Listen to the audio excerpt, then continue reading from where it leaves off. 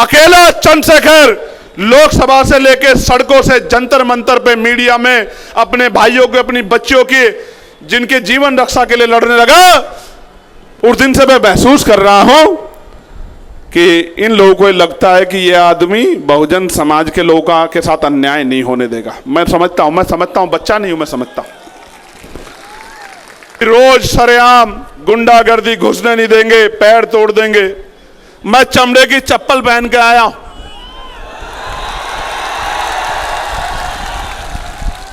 और भीम आर्मी का, आजाद समाज पार्टी का झंडा और डंडा दोनों इतने मजबूत हैं। और मैं बता देना चाहता हूं कि हम चमड़ा उतारना भी जानते हैं, उसका जूता बनाना भी जानते हैं, और समय आने पे सर पे पटक के मारना भी जानते हैं। इस बात को भूले ना कोई भी। प्यारे साथियों, हमें ऐसे गैर जिम्मेदार लोगों की बातों में आके जिस तरह की गैर जिम्मेदारी यहां के कुछ अति ऊर्जावान और गैर जिम्मेदार नौजवानों ने दिखाई, किसी के इशारे पे उनकी बातों में आके हिंसा के और असंवैधानिक रास्ते पे नहीं जाना। मुझसे वादा करो ऐसे हाथ आगे करके कि ऐसे गुंडों के चक्कर में नहीं पड़ोगे और अनुशासन में रह के संवैधानिक दृष्टिकोण से महापुरुषों के रास्ते पे चलने का काम करोगे। पक्का? प्यारे साथियों, मैं कहना नहीं चाहता था लेकिन ये बात बतानी जरूरी है। हालांकि मैं इन सब चीजों से डरता नहीं हूं, लेकिन प्रशासन को भी पता हो कि अब जब हम आ रहे थे, एक पुल पे चढ़ के कुछ लोगों ने पत्थरों से, ईंट के टुकड़ों से हमारी गाड़ी पे उनको फेंकने का काम किया। उनको लगता है कि इन चीजों से हम लोग डर सकते हैं। ये हम पे हमला नहीं है, मेरा भरोसा करो। ये उत्तर प्रदेश की कानून व्यवस्था पे हमला है, ये खाकी के इकबाल पे हमला है, ये उत्तर प्रदेश के मुख्यमंत्री के साख पे, वो जो तुर्रम खा वाले भाषण देते हैं उनके भाषणों पे हमला है। हम तो सत्ता में नहीं है, हम तो सत्ता में नहीं है, लेकिन सत्ता द्वारा पोषित गुंडे अगर इस तरह का कार्य करते हैं तो वो मुख्यमंत्री को चैलेंज करते हैं, उनकी कानून व्यवस्था को चैलेंज करते हैं। हमको नहीं कर सकते।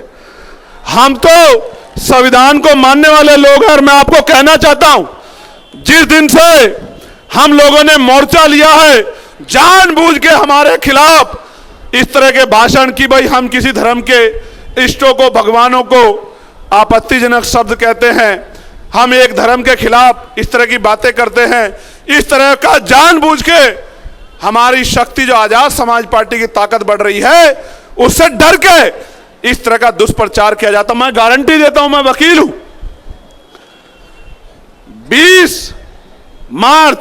15 मार्च 2020 को हमने राजनीतिक दल की स्थापना गौतम बुद्ध नगर में की। एक स्टेटमेंट आप मुझे दिखा दो, मैं वकील हूं। मैं बाबा साहब अम्बेडकर को मानने वाला व्यक्ति हूं। मैं किसी धर्म पे टिप्पणी नहीं करता, मेरा काम नहीं है ये। मेरा काम एक ही काम है कि चाहे मेरे शरीर में लहू का आखिरी कतरा भी खत्म हो जाए, मैं इन गरीबों को इनका हक दिला के रहूंगा, इनके घर में उजाला करके रहूंगा। इसलिए जानबूझ के वो इस तरह की बातें करते हैं। उसका कारण बताऊंगा मैं आखिरी में आपको कि उसका कारण क्या है। कराने का, जातीय दंगे कराने का ये जो कार्य किया जा रहा है, मैं इसका कारण समझता हूं। मैं इसका कारण समझता हूं मेरे लोगों। जिस दिन मैंने यूजीसी पे स्टैंड लिया था, यूजीसी की गाइडलाइन पे, और उससे पहले मैं ये बताना चाहता हूं कि यूजीसी पे एससी एसटी के लिए 2012 की गाइडलाइन थी, थोराट कमेटी की, लेकिन मंडल कमीशन की तरह उसमें जब पिछड़े वर्ग के लोगों को जोड़ा गया और पिछड़े वर्ग के नेताओं को उस द्रौपदी जी की सभा की तरह सांप सूंघ गया। उन्होंने आंखें बंद कर ली, कान बंद कर ली, ना उनको सुना ना उनको दिखा। अकेला चंद्रशेखर लोकसभा से लेकर सड़कों से जंतर मंतर पे मीडिया में अपने भाइयों के अपनी बच्चियों की जिनके जीवन रक्षा के लिए लड़ने लगा। उस दिन से मैं महसूस कर रहा हूं कि इन लोगों को लगता है कि ये आदमी बहुजन समाज के लोगों के साथ अन्याय नहीं होने देगा। मैं समझता हूं, बच्चा नहीं हूं, मैं समझता हूं। लेकिन मैं आपको कुछ कहना चाहता हूं, आप मेरी बात को सुनने के लिए तैयार हो? गौर से सुनो, नोट करो फोन में, घर जाके मेरा एक ही काम करना मेरे लोगों, कि घर घर जाके इस बात को पहुंचाने का काम करना जो बातें पढ़ रहा हूं। और गारंटी देके कहता हूं, बाबा साहब का, बहुजन महापुरुषों का सिपाही हूं, फूले साहू पेरियार अंबेडकर का अनुयायी हूं, बाबू जगदेव मामना रामसुब्बा वर्मा का अनुयायी हूं। जो बात कह रहा हूं उसको पूरी करके दिखाऊंगा। और आप जानते हैं, इतिहास गवाह है, आज तक जो बात कही है उसको पूरा करके दिखाया नहीं दिखाया, बताओ?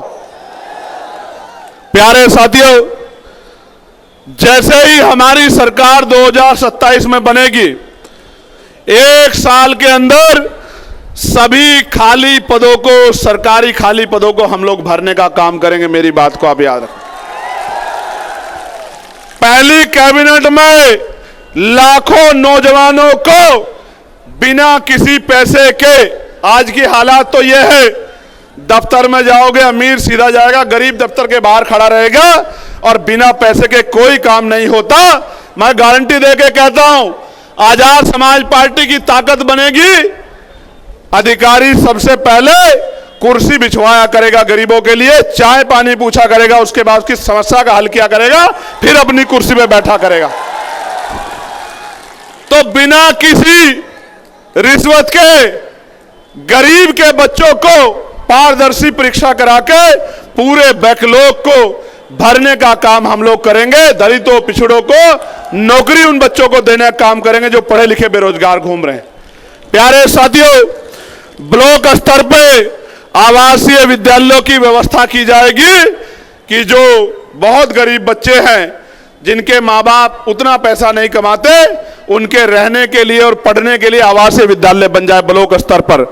तहसील स्तर पर आईएएस, पीसीएस और अन्य प्रतियोगी परीक्षाओं के लिए तैयारी के लिए व्यवस्था कराई जाएगी। कोचिंग सेंटर बनाए जाएंगे, वो भी बिल्कुल मुफ्त होंगे, जिसमें गरीब के बच्चे भी अच्छी कंपटीशन की तैयारी कर सकते होंगे और कामयाब हो सकते होंगे।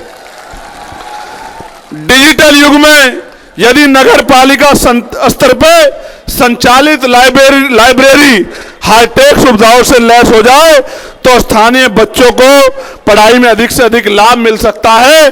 उसको हाईटेक करने का काम हम लोग करेंगे।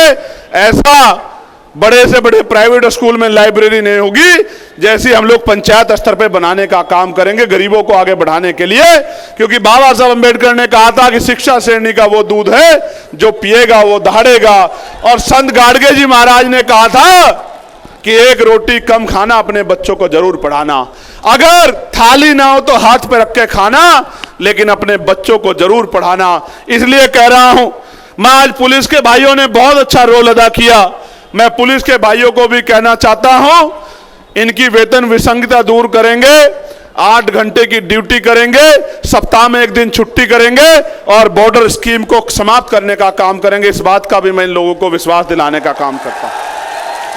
प्यारे साथियों, पीआरडी के जवानों को, होमगार्ड भाइयों को, पीआरडी के जवानों को राजकीय कर्मचारी का दर्जा, होमगार्ड भाइयों बहनों को राजकीय कर्मचारी का दर्जा और पंचायत सहायकों को भी उचित मानदेय दिलाकर उनको भी राजकीय कर्मचारियों का दर्जा दिलाने का काम हम लोग करेंगे। मेरी बात को आप याद रखना।